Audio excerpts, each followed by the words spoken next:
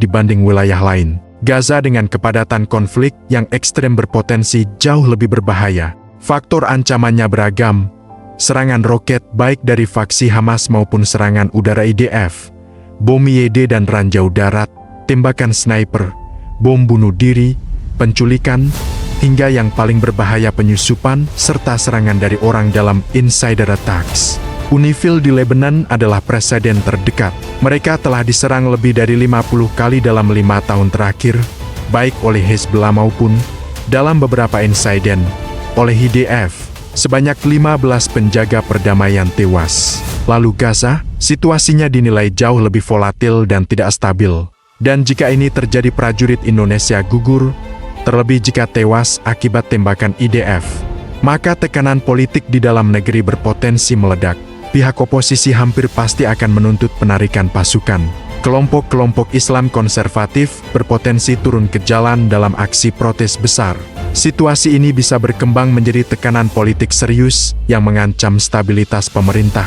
Risiko geopolitik, skenario terburuknya, konflik Gaza berubah menjadi perang proksi regional.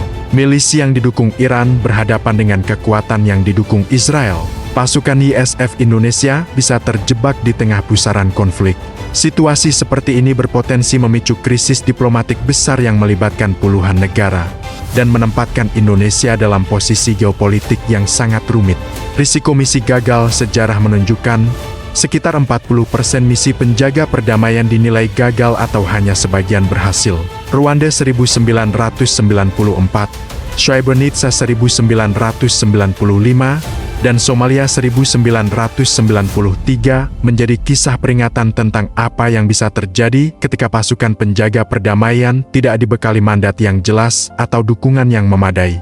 Jika ISF gagal mencegah eskalasi besar atau lebih buruk lagi, jika mereka dipersepsikan memihak salah satu pihak, maka kredibilitas Indonesia di panggung internasional bisa runtuh, bahkan dampaknya dapat terasa hingga lintas generasi. Jadi, garis besarnya sederhana. Misi ISF Indonesia ke Gaza punya 3 kemungkinan.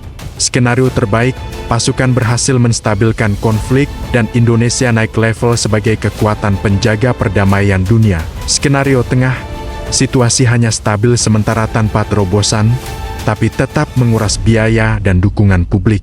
Skenario terburuk, konflik eskalatif, korban jatuh, pasukan ditarik, dan kredibilitas Indonesia terpukul. Hasilnya akan ditentukan oleh komitmen Israel Hamas, dukungan internasional, kualitas kepemimpinan pasukan, dukungan publik dalam negeri, dan dinamika geopolitik regional.